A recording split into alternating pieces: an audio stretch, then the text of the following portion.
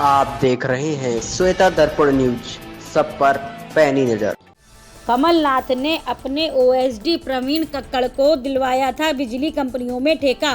करोड़ों रुपए के नुकसान का जिम्मेदार कौन? कक्कड़ को फायदा पहुंचाने के लिए कमलनाथ ने 70% शर्तों को बदला। पूर्व सीएम कमलनाथ के ओएसडी रहे प्रवीण कक्कड़ कमलनाथ के कितने खास हैं, इसका अंदाजा इसी बात से लगाया जा सकता है कि कमलनाथ सरकार में प्रवीण कक्कड़ को बिजली कंपनियों में नियमों को ताक पर रखकर करोड़ों के ठेके दिए गए थे। कमलनाथ के दाहिने हाथ माने जाने वाले प्रवीण कक्कड़ ने ऑन पॉन दामों में ठेका लेकर सरकार को सैकड़ों करोड़ का चूना लगाया। संपादक अशोक पटेरिया, छतरपुर। भारतीय स्वतंत्रता संग्राम में वंदे मातरम नामक जिस महामंत्र ने उत्तर दक्षिण और पूरब से पश्चिम तक जन जन को उद्वेलित किया, उसके रचयिता बंकिम चंद्र चटर्जी का जन्म ग्राम कातलपाड़ा, जिला हुगली, पश्चिम बंगाल में 26 जून 1838 को हुआ था। प्राथमिक शिक्षा हुगली में और पूर्ण कर उन्होंने कोलकाता विश्वविद्यालय के प्रेसिडेंसी कॉलेज से उच्च शिक्षा प्राप्त की। पढ़ाई के साथ साथ छात्र जीवन से ही उनकी रुचि साहित्य के प्रति भी थी। इसके बाद इन्होंने प्रशासनिक सेवा की परीक्षा दी और उसमें उत्तीर्ण होकर डिप्टी कलेक्टर बन गए। इस सेवा में आने वाले वे प्रथम भारतीय थे। संवाददाता स्मिता मिश्रा, कोलकाता। सुंदर कांड के पाठ के लाभ। सकल सुमंगलदायक रघुनायक गुणगान, सादर सुनहि ते तरहि भव, सिंधु बिना जल जान। श्री रघुनाथ जी का गुणगान संपूर्ण सुंदर मंगलों को देने वाला है। जो इसे आदर से सुनेंगे वे बिना किसी जहाज के ही भवसागर को तर जाएंगे। सुंदर कांड का पाठ ऐसी मान्यता है कि हनुमान जी से जुड़ा कोई भी मंत्र या पाठ अन्य किसी भी मंत्र से अधिक शक्तिशाली होता है।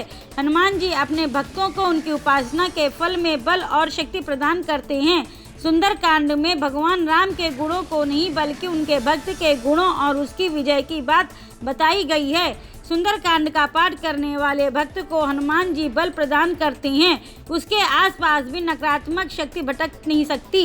इसी तरह की शक्ति प्राप्त करता है वो भक्त। ये भी माना जाता है जब भक्त का आत्मविश्वास कम हो जाए या जीवन में कोई काम न बन रहा हो तो सुंदर कांड का पाठ करने से ही सभी काम अपने आप बनने शुरू हो जाते हैं। संवाददाता निहारिका, गुजरात। भारतीय महिला जनसंघ की राष्ट्रीय महिला अध्यक्षा सुश्री श्वेता रस्तोगी ने कहा कि 25 जून लोकतंत्र काला दिन, आपातकाल के चंगुल से लोकतंत्र को निकालने में आरएसएस का योगदान, आपातकाल लागू होने की पृष्ठभूमि का संक्षेप में जिक्र जरूरी है। तब क्रांतिकारी स्वतंत्रता संग्राम के महान योद्धा जयप्रकाश नारायण ने कुछ माह से व्याप्त भ्रष्टाचार, शासकीय प्रशासकीय दुरावस्था आदि के विरुद्ध संपूर्ण क्रांति के उद्देश्य के साथ लोक संघर्ष समिति का तत्वाधान में जन आंदोलन शुरू कर रखा था, जिसकी बिहार, गुजरात, उत्तर प्रदेश तक सीमित था। हालांकि इससे को कांग्रेस, सोशलिस्ट पार्टी, भारतीय लोक दल, CFD और जनसंघ आदि का वैचारिक समर्थन प्राप्त था।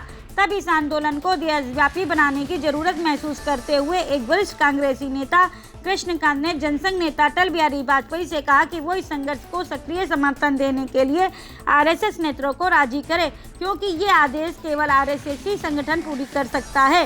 ये बात अभी बीच में ही थी कि 25 जून 1975 की रात अचानक इंदिरा गांधी ने आपात स्थिति लागू कर दी, समाचार पत्रों पर सेंसर बिठा दिया और आरएसएस समेत सभी विरोधी दलों के हजारों नेताओं और कार्यकर्ताओं को मीसा और DIR जैसे कानून के अधीन गिरफ्तार कर लिया गया। भारतीय महिला जनसंघ राष्ट्रीय अध्यक्षा सुश्री श्वेता रस्तोगी। हाय रे इंसान, क्या यही मानवता है? यही तुम्हारा उद्देश्य है? प्रकृति अगर थोड़ा सा अस्त व्यस्त होती है तो तुम्हारी रूह कांप उठती है। और इन असहाय जीवों के साथ इतनी निर्ममता क्यों? क्या इतने स्वतंत्र हो आप? ये सब अधिकार किसने दिया? बदलो नहीं तो प्रकृति बदल देगी। ऐसे दुष्टों का तो वध हो जाना चाहिए। ब्यूरो चीफ विशाल गोयल, ग्वालियर। के श्री भीमाशंकर ज्योतिर्लिंग दर्शन हेतु मैं लाइन में था। अचानक सामने लगे घंटे पर नजर गई, देखा वो कुछ अलग सा था।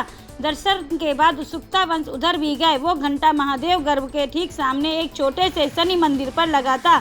जाकर देखा तो उस पर चर्च का निशान और 1729 लिखा था। मन में उत्सुकता और बढ़ गई। शनि मंदिर के पुजारी से पूछने पर पता चला कि ये घंटा पेशवा कोकड़ किले के चर्च से पुर्तगालियों को हराकर लाए थे, लेकिन ये जानकारी पर्याप्त नहीं थी। इसलिए हमने महान मराठा इतिहास के पुराने पीले पन्ने खोजे और पाया कि ये अद्भुत कुछ अलग सा दिखने वाला घंटा कोई मामूली सा घंटा नहीं अपितु महान हिंदू पराक्रम का प्रतीक है। इसे पेशवा बाजीराव नहीं बल्कि उनके छोटे भाई वीर चिमाजी अप्पा जीत कर लाए थे। पता नहीं हमारी आने वाली पीढ़ियां ऐसे हजारों गौरवशाली इतिहासों को जान भी पाएंगी या नहीं। Bureau chief Dinesh Singh, Jaunpur. पालघर, महाराष्ट्र में हुए 16 अप्रैल को कल्पवृक्ष गिरी सुशील गिरी की भीड़ द्वारा निर्मम हत्या की गई थी। इसके बाद उनकी समाधि त्र्यंबकेश्वर में लगी हुई है। आज अखिल भारतीय अखाड़ा परिषद के महामंत्री श्रीमान हरिगिरी महाराज, अंतर्राष्ट्रीय संरक्षक श्री पंच दशनाम जूना अखाड़ा आदि और भी कई महाराज संत की समाधि पर फूल अर्पित करके श्रद्धांजलि अर्पित की। महाराष्ट्र सरकार से दोषियों को दंडित कराने व माननीय सुप्रीम कोर्ट में विचाराधीन केस में 6 जुलाई को निर्णय आने वाला है। श्री महंत हरिगिरी महाराज ने कोर्ट से सीबीआई जांच की मांग की है। संवाददाता संतोष अग्रवाल, ग्वालियर। शूद्रों को ब्राह्मणों के कुएं से पानी पीने नहीं दिया जाता था, क्यों? पेचीदा सा सवाल कुएं का। अच्छा बताइए, ब्राह्मणों के अत्याचार काल में शूद्र कहाँ से पानी पीते थे? और अगर उनके कुएं थे तो उन्होंने खोदे क्यों नहीं? और ब्राह्मणों के कुएं किसने खोदे? यदि ब्राह्मणों ने खोदे तो ये झूठ फैलाया गया कि केवल दलितों से मेहनत कराई जाती थी, और यदि दलितों ने खोदे तो भला दलितों ने अपने कुएं क्यों नहीं खोदे? यदि इतना ही छुआछूत का प्रभाव था तो दलितों द्वारा खोदे कुओं से ब्राह्मण कैसे पानी पी लेते थे? कार्यालय प्रभारी शिवम पांडे, बलरामपुर।